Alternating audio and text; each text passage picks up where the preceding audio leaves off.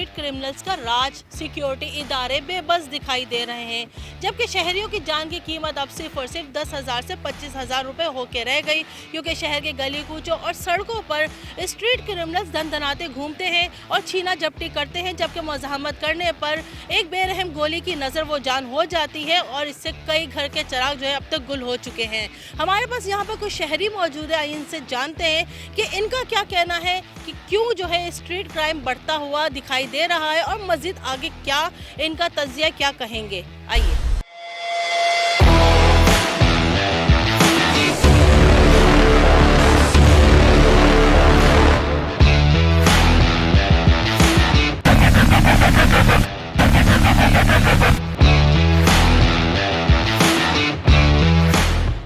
हम लोग यहाँ बैठे थे तो हम लोग यही बात कर रहे थे कि आज भी सुबह वो बता रहे हैं कि साहब किसी भी उन्होंने खैर वो कामयाब हो गया, उसने गिरा दिया।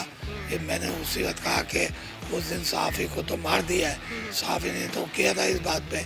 देखिए बात यह है कि थोड़ी बेरोज़गारी और ये गुर्बत जो है उसके अंदर महंगाई एक उरूज पे है, लिहाजा उसकी वजह से ये सूरत हाल जो है ना वो हो रही है। हमारे नज़र में तो यहाँ पे जो बेरोज़गारी है, बेरोज़गारी की वजह से स्ट्रीट क्राइम बढ़ रहे हैं यहाँ पे। तो मेन वजह यही है, बेरोज़गारी है, जॉब्स नहीं मिल रही है, वो मजबूर होकर आखिर क्या करेंगे यहाँ पे, और कोई रास्ता नहीं है उनके सामने।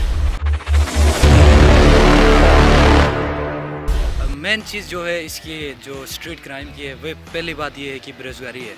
हमारे मुल्क पे अपॉर्चुनिटीज़ नहीं है। यंगस्टर अभी डिग्रियाँ लेके बाहर घूम रहे हैं, किसी के पास जॉबलेस है सारे। तो उसके बाद जो सिक्योरिटी इदारे हैं वो अपना काम तो कर रही है, पुलिस हो, रेंजर्स हो, सब वगैरह वो अपना काम कर रही है, लेकिन मेन चीज़ यही है कि हुकूमत को चाहिए कि अपॉर्चुनिटीज़ क्रिएट करे ताकि लोग इन कामों से दूर हो जाए। महंगाई है, बेरोजगारी बढ़ेगी तो क्राइम तो आप ही आप बढ़ेंगे भाई। सस्ता ही कर दे, जब सबको घर में रोजी रोजगार मिलेंगे, घर में इज्जत की रोटी मिलेगी, कौन किसी को क्या मारेगा। हम ही तो वोट से लेकर आए हैं वज़ीर आज़म को, हाँ हम ही कसूरवार है ना।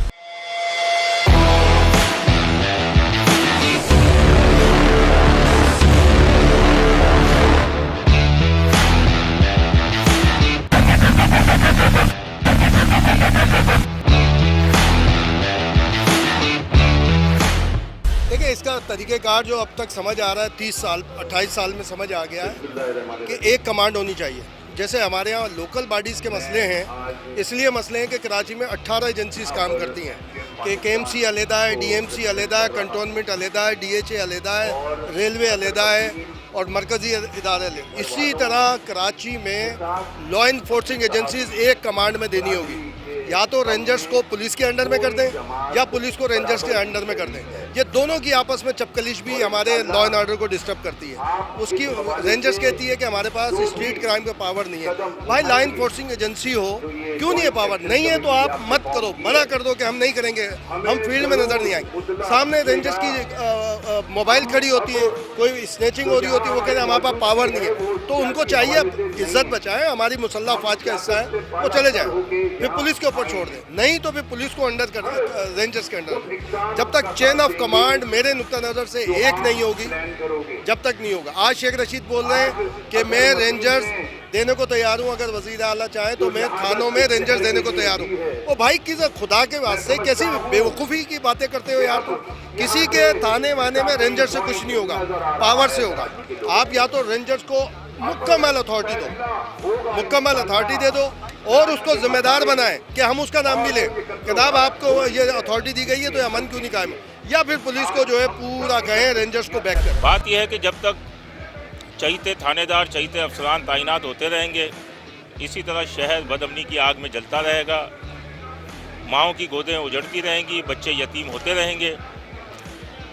कम अज़ कम स्ट्रीट क्राइम को तो रोका जा सकता है। पुलिस है, पुलिस को सब पता है क्या है क्या नहीं है। स्ट्रीट क्रिमिनल्स के खिलाफ तो कार्रवाई की जाए। 3 करोड़ अवाम इस वक्त गैर महफूज हैं और कहीं पर भी कोई हुकूमती रिट नहीं है, कहीं पुलिस नहीं है, रेंजर्स भी इसी शहर में है, तो कोई पुरसाने हाल नहीं है। रोज़ाना दर्जनों वारदातें हो रही हैं, लोगों से जो है मोबाइल फ़ोन जो है उसके साथ साथ दीगर जो उनका सामान है वो घरों में घुसकर लोग जो हैं वो लूटमार कर रहे हैं। तो यहाँ कोई पुरसाने हाल नहीं है। हम सिंध पुलिस से मुतालबा करते हैं, वज़ीर आला से मुतालबा करते हैं कि खुदारा इस शहर पर रहम किया जाए। इस तरह की हज़ारों वारदातें रोज़ाना कराची में होती है और रिपोर्ट नहीं होती है। उसकी SHO FIR नहीं काटते कि मेरी बदनामी होगी, और अगर FIR कट भी जाती है किसी वाक़े की कोई पेशरफ नहीं होती है। हज़ारों FIR बेंटिंग में पड़ी है। तो हमारी सिंध पुलिस से और रेंजर से और वज़ीर आला साहब से गुजारिश है कि खुदारा ये शहर बड़ी मुश्किल से इसमें अमन आया है, इसको दोबारा ख़राब ना होने दे और इसके अमन पे तवज्जो दे। मैं आपसे बताऊं कि 3 महीने पहले एक पिटीशन जमा कराई थी हमने हाई कोर्ट में स्ट्रीट क्राइम के ऊपर। आज से 2 महीने पहले चीफ मिनिस्टर के घर जाके मैंने उनको लेटर दिया स्ट्रीट क्राइम के ऊपर। आज से 1 महीने पहले सिंध असेंबली में तहरीक अल्तावा जमा कराई, और आज की तारीख में भी मैंने कॉल अटेंशन जमा कराई है अथर मतीन के ऊपर।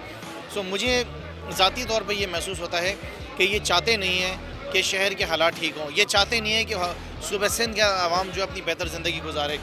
जब तक पाकिस्तान पीपल्स पार्टी सूबे सिंध में इक़्तिदार में रहेगी, आप देखना सड़क पे इसी तरह लोग मरते रहेंगे। जब तक आप कम्युनिटी पुलिसिंग इंट्रोड्यूस नहीं कराएंगे इलाकों में, जब तक मोहल्ले के लड़के और लोग अपने इलाके की ओनरशिप नहीं लेंगे, ये जो अमन व अमान की सूरत हाल है ये काबू में नहीं आएगी।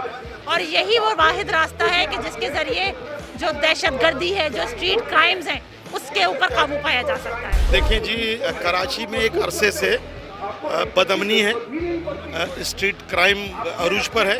रोज़ाना की बुनियाद पर लोग लूटे जा रहे हैं, लोगों के साथ ज़्यादती हो रही है, ख़वातीन के साथ ज़्यादतियाँ हो रही हैं, टेलीफोन उनके स्नैच किए जा रहे हैं, बाज़ औक़ात उनके पर्स लूटे जाते हैं। इसी तरह कारोबारी हजरात हैं, उनको भी लूटा जाता है। बैंक के बाहर, ATM के बाहर डाकू खड़े होते हैं। उन मुतालिका थाने के हदूद में सारी क्राइम होते हैं। ये तो आया कि वो SOGs वो थाने जहाँ पर उनके पास जदीद असला है, जदीद उनके पास गाड़ियाँ हैं और जदीद उनके पास एक कम्युनिकेशन सिस्टम, उसके बावजूद ये कुछ हो रहा है। तो ऐसा क्यों है? तो इसके तमाम तर जिम्मेदारी कराची पुलिस पर, सिंध हुकूमत पर आयद होती है कि उनकी नाअहली की वजह से आज कराची में बदअमनी है। देखिए, मैं तो एक जुमले में सारी बात कह दूँगा, जब क्रिमिनल्स हुकूमत कर रहे हो तो फिर पुलिस का क्या काम है? इसी वजह से स्ट्रीट क्राइम्स हैं, क्योंकि जो लोग अरबाब इक़्तिदार हैं उनको दिलचस्पी नहीं है आवाम की को तहफ़्फ़ुज़ देने की, और वो पुलिस को अपनी करप्शन के लिए इस्तेमाल करते हैं। और लिहाजा पुलिस प्रोफेशनल नहीं रही है, पॉलिटिकल पुलिस हो गई है। जी, जैसा कि हमने शहरियों से बात की, शहरियों की राय जो है वो हम अब तक लेकर आए हैं।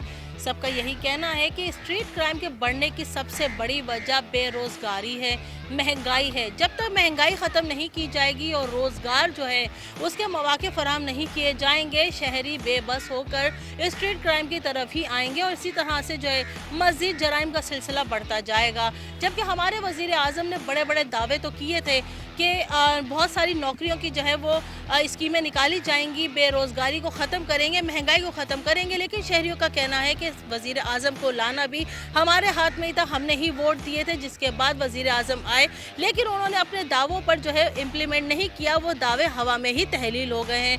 तो क्राइम को ख़त्म करने के लिए सबसे पहले मुल्क में रोज़गार को बहाल करना होगा, महंगाई का खात्मा करना ज़रूरी है, जिसके बाद सिक्योरिटी इदारों की भी बेबसी ख़त्म होगी और मज़ीद जो है काम जो है वो सिलसिलावार चलना शुरू हो जाएगा। तो स्ट्रीट क्राइम को ख़त्म करने के लिए सिक्योरिटी इदारों के साथ साथ हुकूमत को भी हिकमत अमली अपनानी होगी।